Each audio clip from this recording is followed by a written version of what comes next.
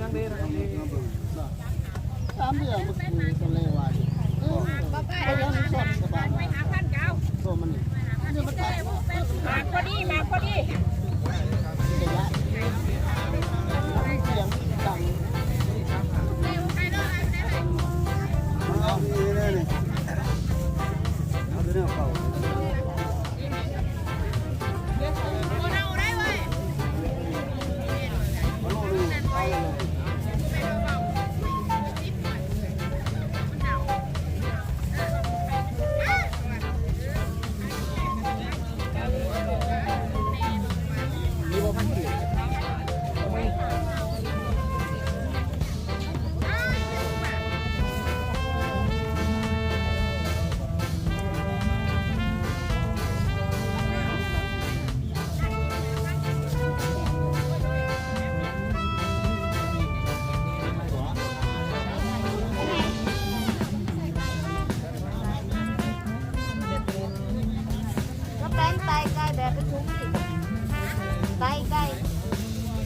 เดี๋ยวได้เนาะ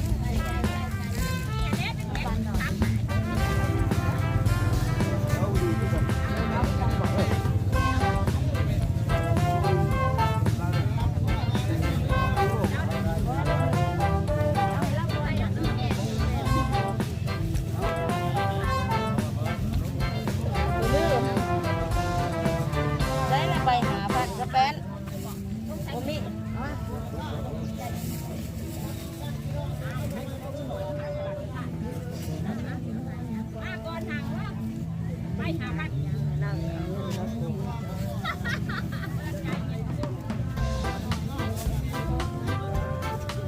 ประเดี๋ยวว่า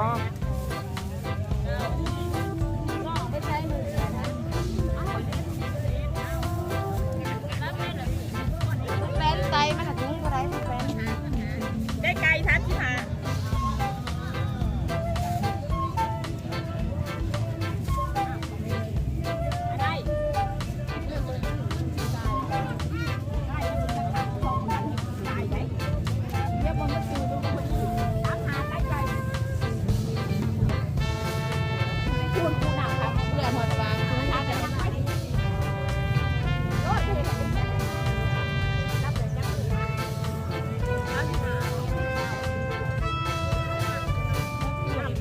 พันละลายแล้วบุ้งไก่เสียไหม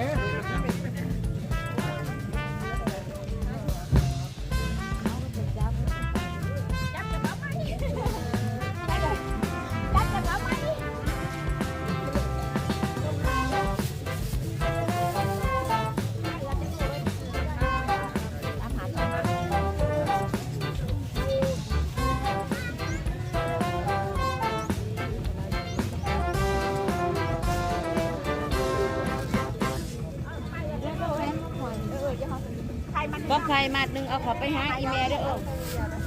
จะอียังแน่เนาะยังมาสู้ถามหาว่าบ่ได้นะคนถามหาลูก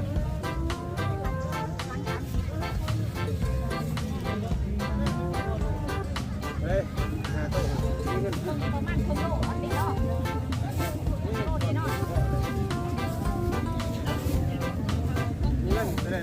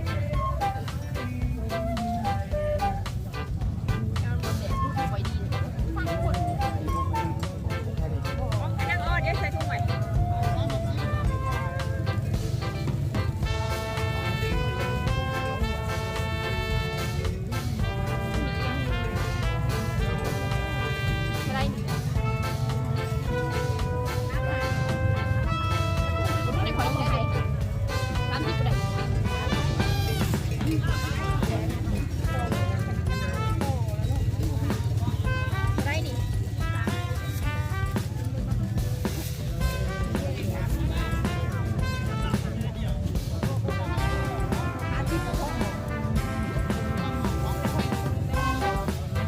เอาเลย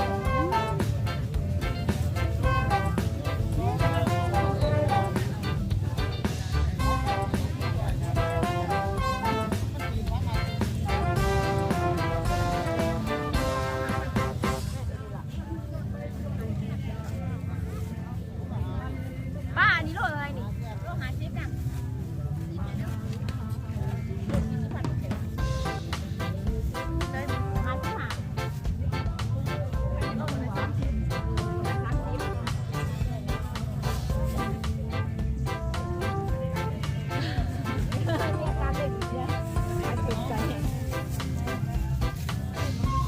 จ่ายกี่ดอกไป50,000